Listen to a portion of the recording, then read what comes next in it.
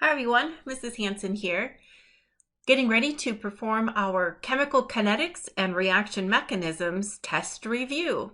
This is our last module in our General Chemistry 2 course. Congratulations, we're in the home stretch of our kinetics chapter and in our course together. It has been a pleasure working with you all term, and I just wanted to take a moment to say how sincerely proud I am of each of you for the hard work I've been witnessing all semester. So with no further ado, let's begin. I've captured common questions from our kinetics quiz bank, and we're going to look at the first one here on the topic of rate law expressions. It reads, at elevated temperatures, dinitrogen pentoxide, which I can see is the reactant here, dinitrogen pentoxide is decomposing, and it forms nitrogen dioxide and oxygen gas. And notice the stoichiometric ratio here of 2 moles of reactant decomposing to form 4 moles of NO2 and a single mole of molecular oxygen. So when we see this term expression, that's a vocabulary term that should trigger stoichiometry in your mind, stoichiometric dependence when we write out a rate law expression. So before I even finish reading the question, let me just take a moment and write out that expression. We know that reactants disappear. So when we write out the rate law expression for this reactant, dinitrogen pentoxide, we know that I'm going to place a negative sign there just to let us know that it's a reactant, so its concentration is disappearing over time. We know that the 1/2 times the rate of change of N2O5, which is expressed as the change in concentration over a time period, over delta T. The negative 1/2 is the stoichiometry in which those coefficients become the fractions we place in front of the rate. The change in concentration over the change in time is a rate. That's going to be set equal to a positive 1/4. Again, stoichiometry here for the rate of NO2 appearing, the change in concentration over a time interval.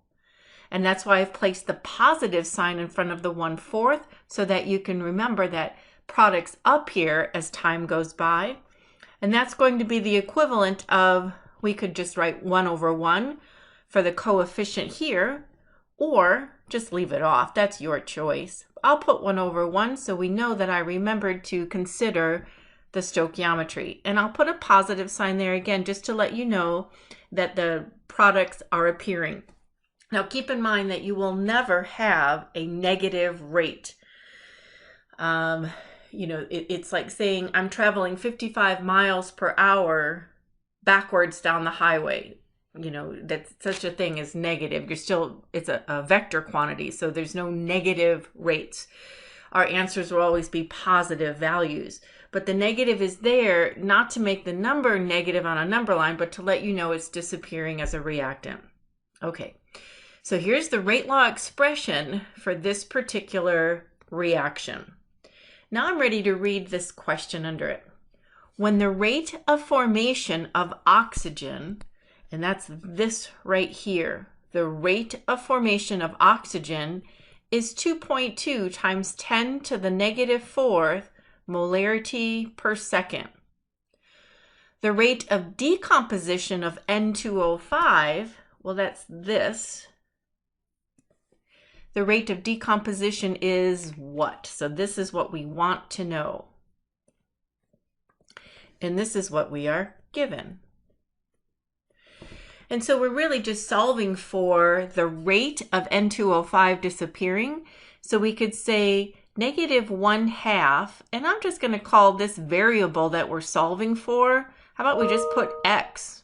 That's going to represent this entire rate, the change in concentration of N2O5 over the change in time. And that's going to be equal to what we were given here as 2.2 times 10 to the -4 molarity per seconds. Keep in mind, this is what we want to isolate and solve for. This is your target variable. So if I'd like to isolate that variable, I'm going to multiply both sides by 2. So that 2 times 1/2 cancels out, doesn't it? And that equals 1. So x becomes 2.2 times 10 to the negative 4th times 2. So we're really just doubling that value. And doubling 2.2 makes it 4.4 times 10 to the negative 4th. And of course, this is a rate, so it's molarity per second. It will not be negative, as you know, because it makes no sense to have a negative rate. In front of the coefficients, you'll place the negative sign as a reminder that we know it's disappearing, but the rate itself is always positive. Just like it makes no sense to have negative time, it makes no sense to have negative concentration, it makes no sense to say negative rate. And of course, we could have also solved for the NO2 variable and had just set up a different equation. If we had been asked to solve for NO2, we would write 1/4. And again, our target variable would have been the change in concentration of NO2 over time. And you would still set that equal to what we were given for the oxygen, 2.2 times 10 to the negative 4th was its value. So to solve for NO2, it looks like we would simply multiply both sides by 4, and we would have then the rate of appearance of NO2 over time. So these are just simple fractions that we're kind of using to isolate variables. In this particular question I pulled because I wanted to emphasize the term expression. That's a trigger vocabulary word that lets you know that you're setting up the rate of disappearance versus the rate of appearance from reactants to products.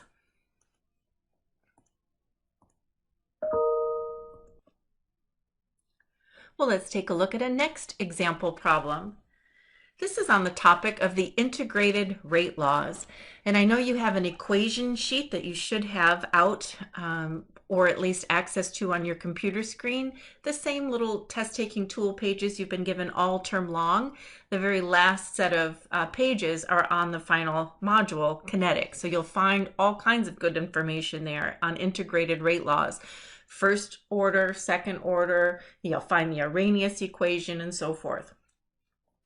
So here we're given a reaction. A is turning to B, and very key words here is first order with respect to the concentration of A. Consider the following data. And we can see a two-lined data table here, time versus concentration of A. The concentration of A is what molarity after 40 seconds? It's like we're being asked to solve for a next point on this data that we don't know yet. So first of all, when I hear first order, my eyes go to the equation page and grab the integrated rate law for first order reactions.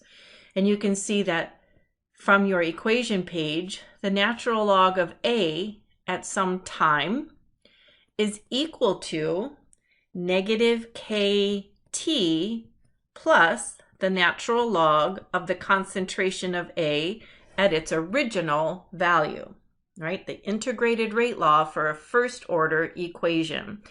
And we talked a great deal in our lessons together. This is really just a straight line graph, y equal mx plus b. And so that kinetics is reminding you that the rate constant is really the slope of the line. Now notice that we have data points for time 0 all the way through time 20. We need to solve for line, for the point of 40 seconds. Since I don't have a k constant, we have to solve for k first. So the first step of this solution pathway is use the data to solve for k. Because see, once we know k, the rate law constant, we can then solve for any time using the point from the data table. So then once we know k, use the k to solve for 40 seconds. So we have kind of a two-step process here. So let's begin with the first step. We're going to use the data to solve for the rate law constant K. Now, I recommend using the farthest points away from one another to get a true representation of the line. So when I think about the first order kinetics, you have the natural log of A versus time, where the slope now is going to be the rate law constant. I want to select the farthest points that I possibly can to get a true representation of the slope. I don't want to pick, for example, 2 points that are just so close to each other, I'm not getting a good flavor of the line. So let's use time 0, and we'll use time 20. And we're just going to plug those values into the first order rate law equation. So the natural log of the concentration of A at time 20 is 0.05. See where I'm grabbing that right here? The concentration of A at 20 seconds. I'm going to make that here. We're going to use 20 seconds for that first point there. I'd like to know K. The time I'm using is 20 seconds, plus the natural log of the original concentration, which I'm grabbing here as 0.20. Solving for K. So the natural log of 0.05 minus the natural log of 0.2 is equal to negative K times 20 seconds. And if I want to isolate for K, I'm going to then divide by 20 and find K. So let me just take a minute and hit that on my calculator and ask you to do the same. So the natural log of 0.05 minus the natural log of 0.2. And I get here negative 1.386. And I'll divide that by 20. And that's going to give me a negative value, but let's see, negative 20, or divide by 20. And my screen says negative 0.0693. And remember, that's negative K. So K is going to be always a positive number. So there's my first step, using 2 data points, the farthest that I possibly can, and solve for K, the rate law constant. And now I can use that same exact equation, knowing the value of K, and this time I can solve for the concentration at 40 seconds. So here's the second step of our solution pathway, solving for time 40 seconds. So the natural log of the concentration of A at time 40 is going to be equal to, remember our formula, negative KT, so negative 0.0693. I'm solving for 40 seconds, plus the natural log of the original concentration at time 0, which was 0.20 molar units. Let me simplify the right side. With my calculator, I'm going to hit negative 0.0693 times 40, and then plus the natural log of 0.2. And my screen is reading negative 4.38, simplifying the right side. Now remember, that's still the natural log of the value we're trying to solve for. So the opposite of natural log is Euler's number. It's the little e that sits on top of the ln key. So here, the concentration of A, which is what we're solving for, is going to be e raised to the negative 4.38. So on my calculator, I'm going to do second function natural log of that previous answer, and my screen reads 0.0125. And that's the concentration of reactant A at time 40 seconds. And that's kind of coming back up here to kind of remind ourselves what we were solving for. At 40 seconds, we were adding this data point. 0.0125 molar units remains. And you can see that number makes sense because as time is going by, the reactant is getting consumed, and you can see an ever decreasing concentration of the reactant as time goes by. Great.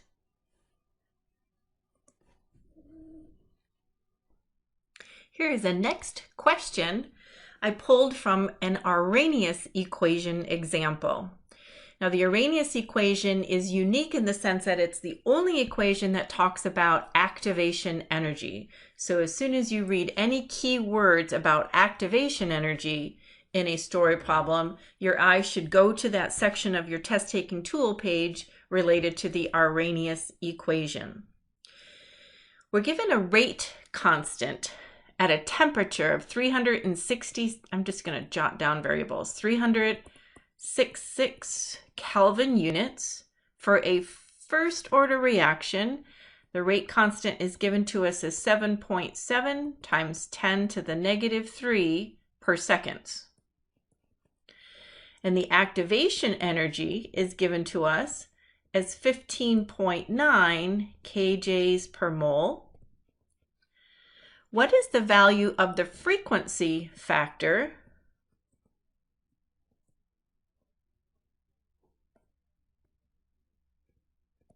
And that's what we're targeting. What is that value? And the other information here is they're given the R constant from our ideal gas law, R 8.314 joules per Kelvin mole. So the Arrhenius equation has two forms. It has given one data point, or we have a two data point form, the 2-point form. Since we only are given one set of data for temperature and Kelvin, and we're asked about a frequency factor, we need to use the Arrhenius equation for a 1-point form. Let me remind you what that equation looks like. It says the rate law constant K is going to be equal to the frequency factor A, and then here's the opposite of the natural log, Euler's number, raised to negative activation energy over R, the gas constant, and T, the Kelvin temperature. Let's go through that again. K is the rate law constant.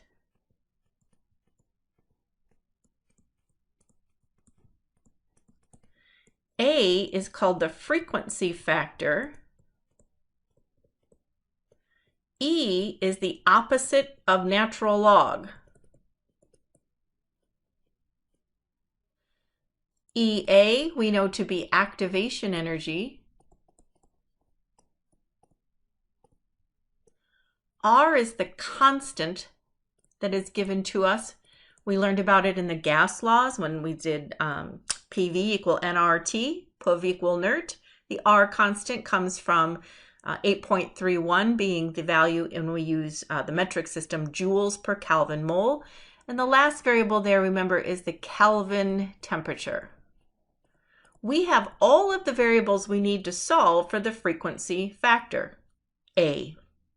So let's just plug in and show how we would solve for A. We were given the rate law constant value of 7.7 times 10 to the negative 3. We're trying to solve for A. The opposite of natural log is that small letter E, and that's raised to negative. Notice I want to point out the activation energy is in a kJ, kilojoule, and the R is in a joule. We want to make sure that the units agree. And the way that I do that, I just go, this is 15,900 joules per mole.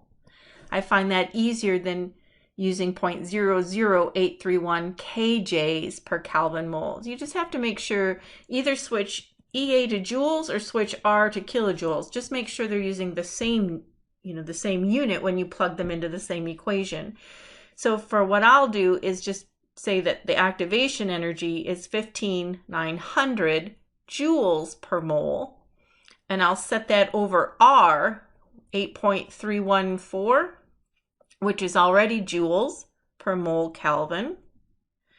And then the temperature given was 366 Kelvin units.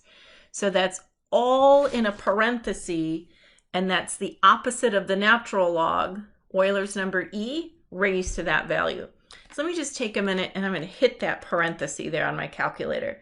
Negative 15,900 divided by parenthesis 8.314 times 366. And when I simplify this parenthesis, my screen is reading negative 5.225 with more decimals, but I'll stop there. So to simplify, we have the rate constant 7.7 times 10 to the negative 3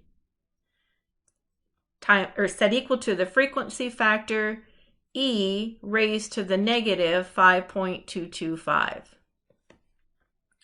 Well, let me next solve for this E raised to that value. So on my calculator, I'll go second function natural log of that previous answer. And now my screen reads 0.005379, and I'll just stop there. And again, that's still equal to the rate law constant, 7.7 times 10 to the negative 3. Let's pull out the value of A by dividing both sides by 0.005379. So 7.7 times 10 to the negative 3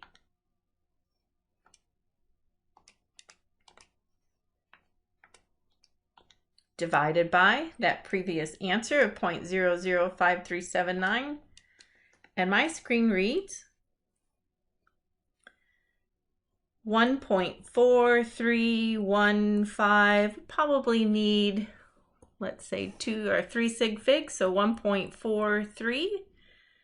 And that comes out actually in a per second as the frequency factor in that particular equation. So once we knew the Arrhenius equation in the 1-point form, it's just simple algebra to solve for the frequency factor. And if this equation does not appear on your equation page, it really should. It's very helpful to have that handy, so feel free to handwrite that on just to have it so you don't have to worry about memorizing it. So when we're asked about frequency factor or activation energy, realize that you're using the Arrhenius equation. In a next example, but on the same topic, let me share with you a next one that's going to use the Arrhenius equation, but it will be in a 2-point form. And again, this isn't challenging, but I just want to go over keywords to let you know what equation to grab. Okay, so let's give it a read together. It says for a given reaction, the activation energy, I'm going to jot that down, the activation energy is 63.9 kJs per mole. If the reaction rate constant is 4.1 times 10 to the negative 3 per molarity per, I don't know why those are up high. That's kind of funny. The molarity -1, second -1. I can tell that that is the units there for the rate constant. And that temperature that's associated with that rate constant is 32 degrees Celsius. Remember, we'll need to make that Kelvin. What is the rate constant at a new temperature of -5 degrees Celsius? See how we're given two sets of points here, K1, T1, K2, T2. And when I see 2 points for rate law constants and temperatures, I now know to use the Arrhenius equation that has a 2-point form. And just to remind yourself, that is written as the natural log of rate constant 1 over rate constant 2 set equal to the activation energy EA over R. And then we see the reciprocal of the temperatures, and in this order, T2 minus T1. Let me just quickly Add 32 to 273 and we get 305 Kelvin units. Add -5 to 273 and we get 268 Kelvin units. Just so I have those ready to plug in here. Then I also want to remind us that we have to make sure, since R is given as 8.314 joules per Kelvin mole, I'm going to just move my kJs to joules so we have like units. And we're ready to just plug in and solve. So putting in what we know, the natural log of K1, 4.1 times 10 to the -3 over K2, our target variable, is equal to the activation energy in the common unit of joule per mole, 63,900, over R, which now agrees with the unit, 8.314. And then we're going to multiply that by the reciprocal of T2, 268, minus the reciprocal of T1, 305. Solve for K2. Well, let me do the right side of the equation first. We'll simplify. I have 1 divided by 268 minus, and then in parenthesis 1 divided by 305. Oops, I hit that wrong. And that's 4.5 times 10 to the -4. I think what I'll do there is just go times, and then in a parenthesis 63,900 divided by 8.314, close parenthesis, equal. This whole side on my screen simplify into 3.479 with more decimals, but that's going to be fine. So that's still equal to the natural log of 4.1 times 10 to the -3 over our target variable, K2. So how do we get rid of natural log? Well, we do so by taking the opposite of natural log on both sides. So what that would look like, 4.1 times 10 to the -3 over K2 is now going to be equal to the opposite of natural log, which is Euler's number, that small letter e, raised to 3.479. So I'm going to hit on my calculator the opposite of natural log, so second function natural log, and I'll raise that to the previous answer, 3.479. And now my screen reads 32.428.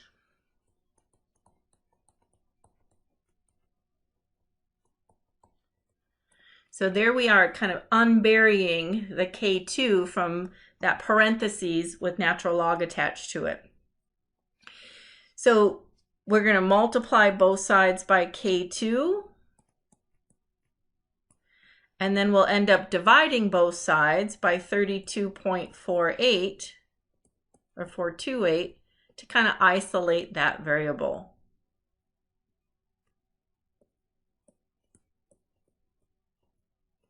K2's canceled, 32.428 canceled, and the sequence on your calculator to solve for K2, 4.1 times 10 to the -3 divided by 32.428 solves for your target variable there, the rate constant of K2. So let me do that here. 4.1 times 10 to the -3, divide by that previous answer. And what does your screen say? Mine says 1.264 times 10 to the -4. And the units for this would match the same as your first constant given. So the units here would be molarity to the -1 and second to the -1. That just means 1 over molarity times second.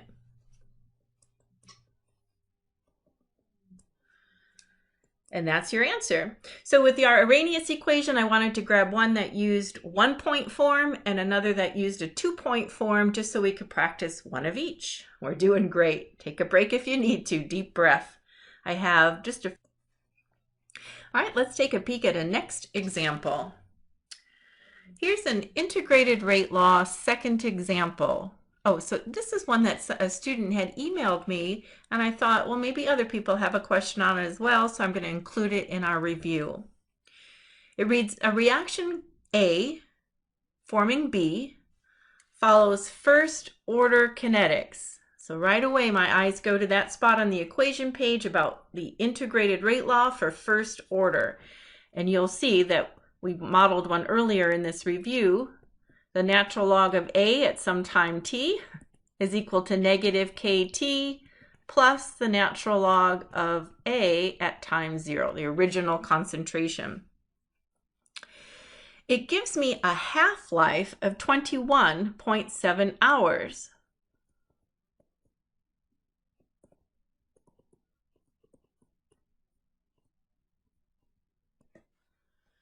If the concentration of A is 0.023 molar after 48 hours, what is the initial concentration of A? So ultimately, we're being asked for this, right? The original concentration of A. We know a half-life. What we don't know is a K constant for this particular reaction. But what's nice about first order reactions is the half-life is independent of time. So also on your equation page, it says for first order kinetics, the half-life of a first order reaction is equal to the natural log of 2 over K. Now, it might say the natural log of 2 might be on your screen as 0.693 because that's already solved. If you hit natural log of 2 on your calculator, it says 0.693 with more decimals yet as well. So actually, the first thing we could do is use this half-life information to solve for K. 21, whoops, make that neater. When I have 21.7 hours given to me as half-life of a first order reaction, I can use that information to solve for K. And again, notice that what's unique about a first order half-life is it's independent of time. If you look at a 0 order half-life or a second order half-life formula on your equation page, they're going to include a time variable. But for first order kinetics, such as radioactive decay, it's independent of time. So once I know a half-life, I can very easily solve for the constant K. So to solve for that, the natural log of 2 over your half-life of 21.7 is going to end up being your K. Right? So you multiply both sides by K, divide both sides by 21.7, and we find the ratio.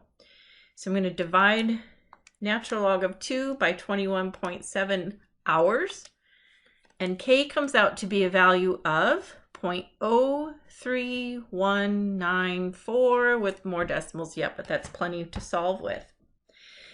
Now that we know K, we just go back up here and plug in what we were given to solve for the original concentration. So the first sentence allowed me to solve for K, the rate law constant. Now we can use that information to solve for the next sentence. If the concentration of A is 0.023 molar after 48 hours,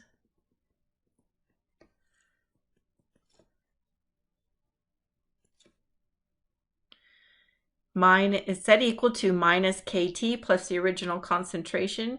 So minus the K value of 0.03194. And this is at 48 hours. And I run into squeeze it in area. So let me just give myself more room. Sorry about that. I had to clean that up. Plus the natural log of what we're trying to solve for, the original concentration at time 0. So let's begin. I'll simplify the negative 0.03194 times 48 hours. And my screen reads negative 1.533.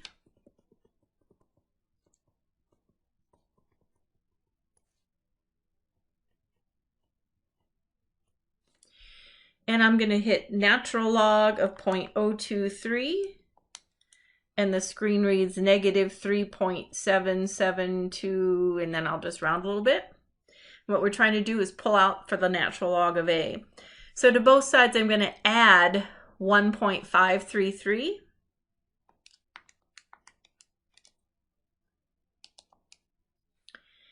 Negative 2.239 is equal to the natural log of A at time 0. So E raised to the 2.239 is going to be equal to the concentration of A at time 0. And so let's take the opposite of that. So second function natural log is your E raised to that previous answer. And the concentration of A at time 0 on my screen says 0.1065, and that would be molar units. And then of course you'd consider sig figs as you selected your answer out from that solution. You know, this multiple choice quiz, you want to just consider sig figs, but there's your answer, 0.1065 molar units.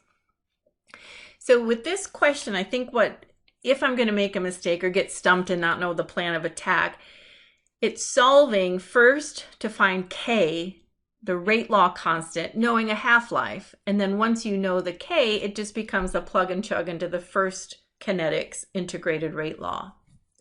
So this step here, a crucial first step in finding your solution pathway. All right, great work. All right, let's take a look at a next example. Here's one that I pulled that allowed us to examine initial rate data to obtain a rate law and then use the rate law to solve for a constant. So the data in the table below we obtained for this reaction, and I apologize, so it's supposed to say we obtained for the reaction. And the reaction is given as 2ClO2 plus 2OH negative and so forth. So the reaction is given. And it says, here we're given the data table. We've run 3 experiments. The ClO2 concentrations varied in each of those experiments, as well as the OH negative, and recorded the initial rate. What we're being asked to solve for is a K, and I didn't screen capture that, so let me just add that on.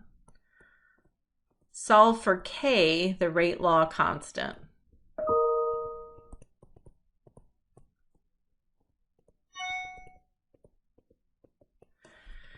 So what we'll need to do is kind of a plan of attack, knowing that our rate formulas come in this form. Rate is going to be equal to K, K, which is our rate law constant, times the concentration of ClO2 raised to some power we don't know yet, the order of the reaction, times the concentration of OH minus raised to some power that we don't know yet.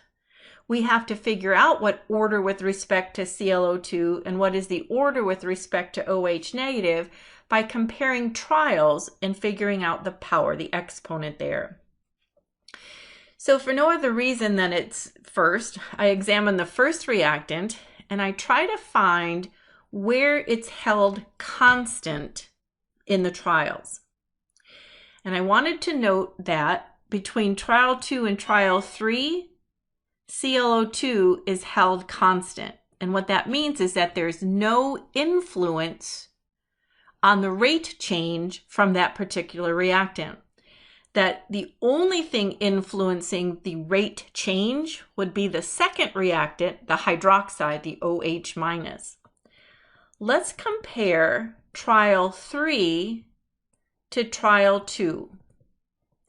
And the reason I do it that way is I always like bigger numbers over smaller numbers, so I work with whole number ratios instead of fractions. So that's the only reason I put trial 3 over trial 2, is so that when I examined the hydroxide concentration, I'm placing a larger number over a smaller number to solve for a whole number.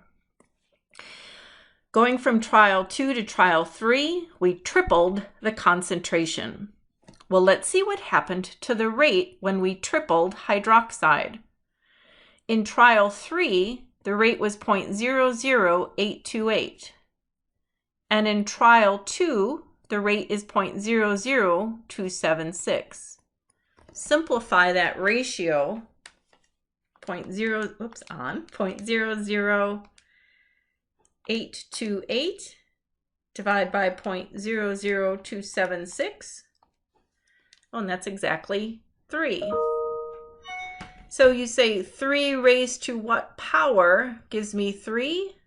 Well, X is a first order reaction.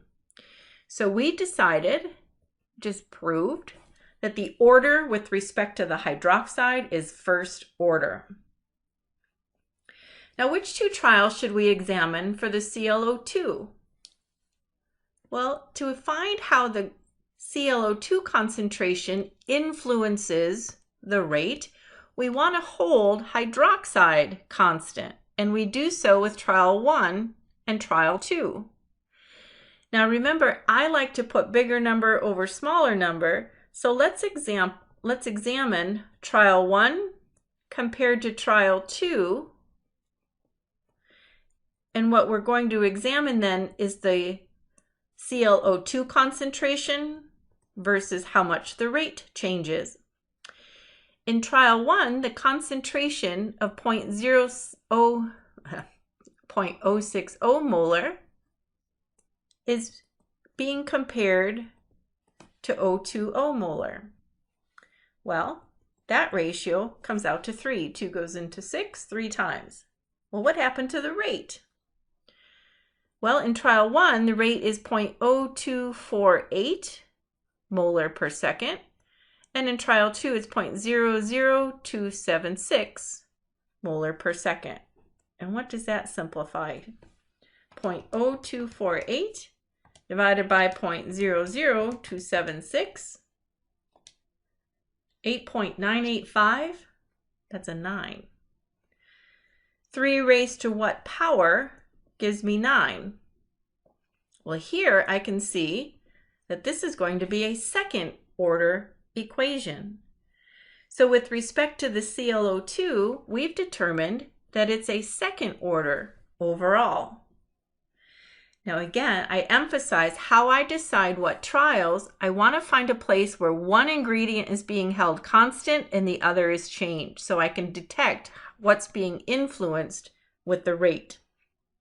And I always like to put bigger number over smaller number so I don't have to work with fractions. I end up working with whole numbers. Now that we know the orders with respect to each reactant, we can solve for K, the rate constant, by using any of the trials, because a constant means just that. It's going to use the same K value. So it doesn't matter if I select 1, 2, or 3 and plug in those numbers, I'm going to get the same answer. I'm just going to use trial 1 to solve for K.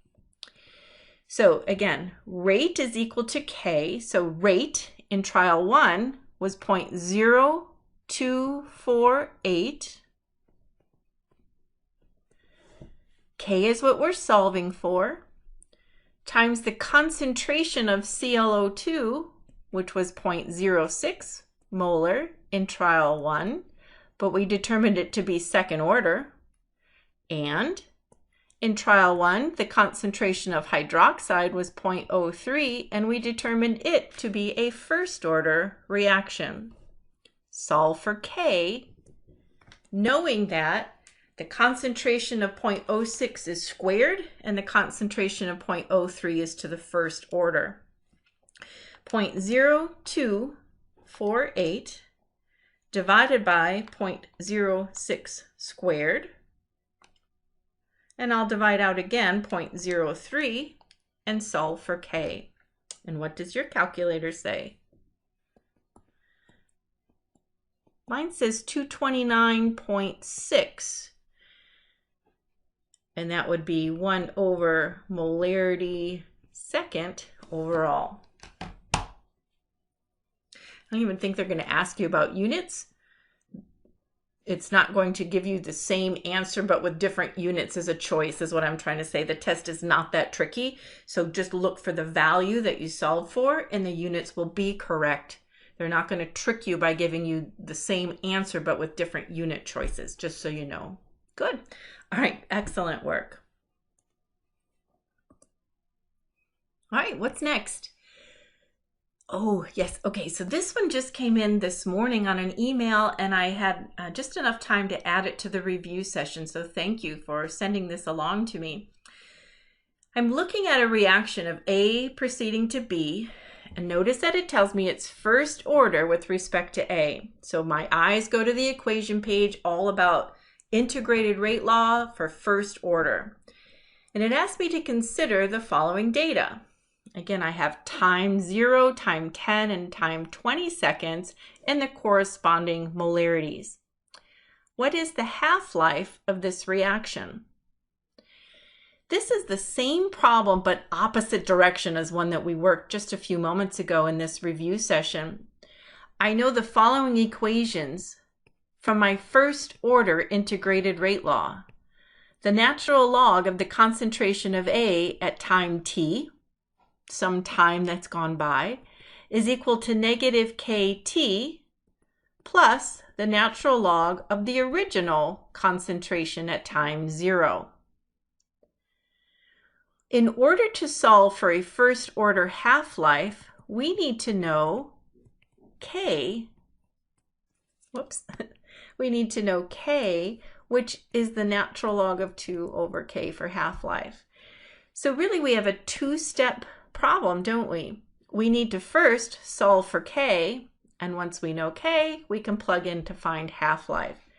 So we'll use the data table in step 1 to solve for the rate law constant, and then once we have that, we'll pull out half-life. Again, I just wanted to emphasize it's to your advantage to select the farthest points away from one another to solve for the slope of the line, to get a true flavor of that line. To remind yourself, the slope of the line, the natural log of the concentration of A as time goes by, is negative K. So that's why I'm saying you want the slope of the line to be the farthest points possible. So let's use time 0 and time 20 to solve our integrated rate law with the target variable K, the rate law constant. So let's plug in what we know. The natural log of the concentration of A at time 20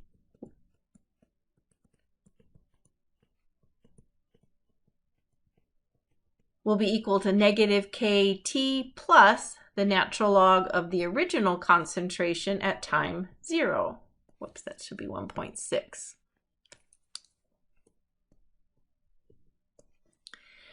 So at time 20, the concentration is 0.1. At time 0, the concentration is 1.6. That time is 20 seconds. Let's solve for K. The natural log of 0.1 minus the natural log of 1.6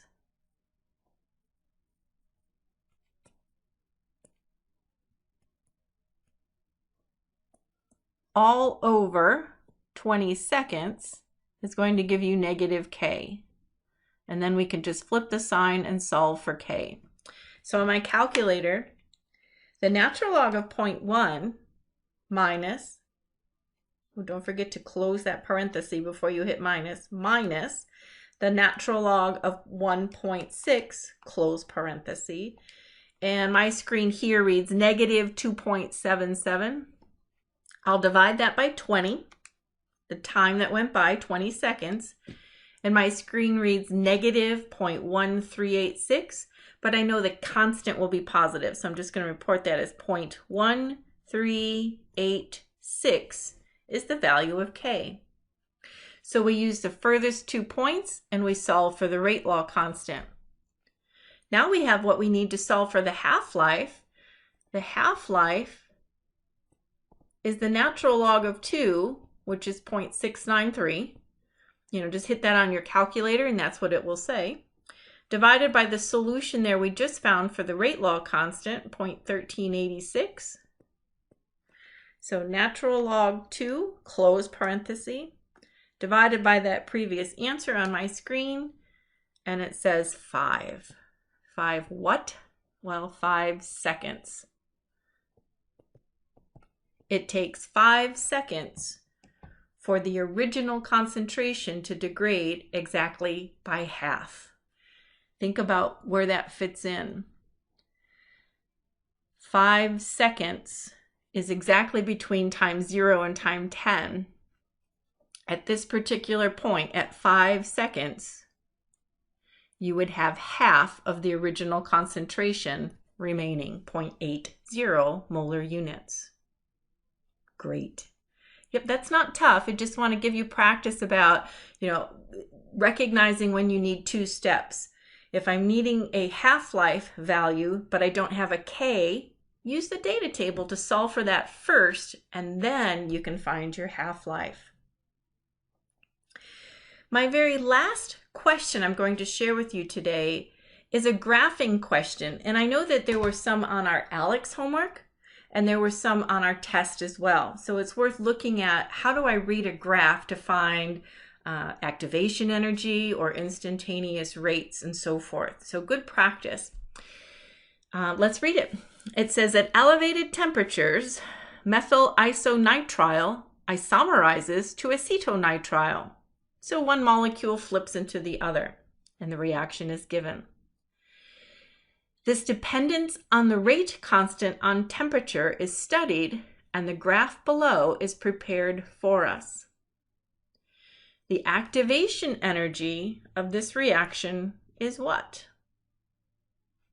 Now, key words, activation energy, the energy of activation. The only equation we know that deals with activation energy is the Arrhenius equation. And I just took a screenshot of your formula page provided that gives you the Arrhenius equation. This is the 2-point form, and this is looking at it as a graph, isn't it?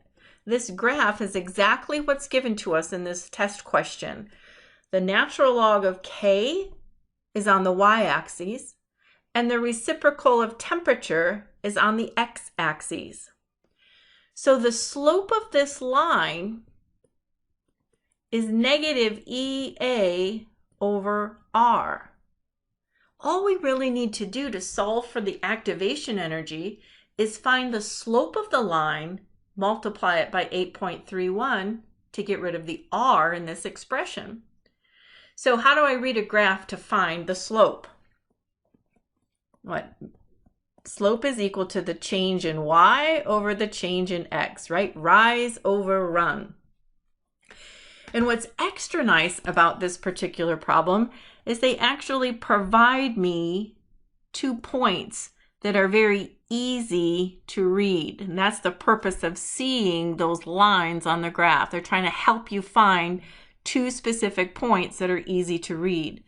So for instance, where this line intersects the y-axis, it's about halfway between -6 and -7. So I'll call it -6.5. Where this line intersects the y-axis is about halfway between -10 and -11, so I'll call it -10.5. How about the x? Where this point intersects the x-axis is approximately halfway between 0019 and 0020. So let's call it 0.00195. Same thing here. This intersection is halfway between 21 and 22, so let's call it 0.00215. We now have 2 points that we can use to find the slope, the change in y over the change in x. So let's say negative 6.5 minus negative 10.5 represents the 2 points. This change is the rise. Let's find the run. Down below, we would have 0.00195. That's what corresponds to the negative 6.5 minus 0.00215. That's the point that corresponds to negative 10.5. I can clearly see the slope is going to be a negative number because I have a negative slope on my graph. Solve for that. Find the change in y over the change in x by taking the 2 points and then dividing y over x. Let me give you a minute to do that. I'll hit it on my calculator as well. Negative 6.5 minus negative 10.5, that equals 4. 0.00195 minus 0.00215 is 0.0002. The slope of the line is 4 divided by 0.0002, which is 20,000. Now remember what the slope is equal to, negative EA over R. So right here, we almost have the answer. We have just another little step to do. Remember 8.31 is the constant, 8.314 if you want all those digits there. And that's a joule per Kelvin mole. The activation energy will come out to be a positive number. So I have 20,000 times 8.31.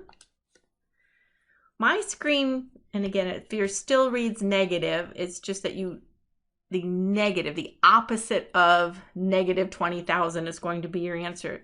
166,200 joules, or 166.2 kilojoules will be your activation energy. And again, that's approximate because we did just approximate 2 points on the graph. So you're going to look for anything close to 160, 166. You can't be that accurate with 3 sig figs when we're approximating from a graph here. But this question, along with some on the Alex homework, I received a few emails from. How do I read a graph and trying to find activation energy? And once you see it kind of modeled out, it's very simplistic. We just had to recall, first of all, to solve for the slope of the line and remembering from the Arrhenius equation how to change that slope into activation energy. Friends, this concludes our kinetics review, our last review session for the term. You will have some LA review sessions available for your final exam if you're electing to take that exam. Just a final note, if you are exempting yourself from the final exam, no need to tell me that. I will simply know when I don't see a grade posted when I look next Thursday morning. Good luck during your finals week. It's been a pleasure working with you all term. I wish you the best.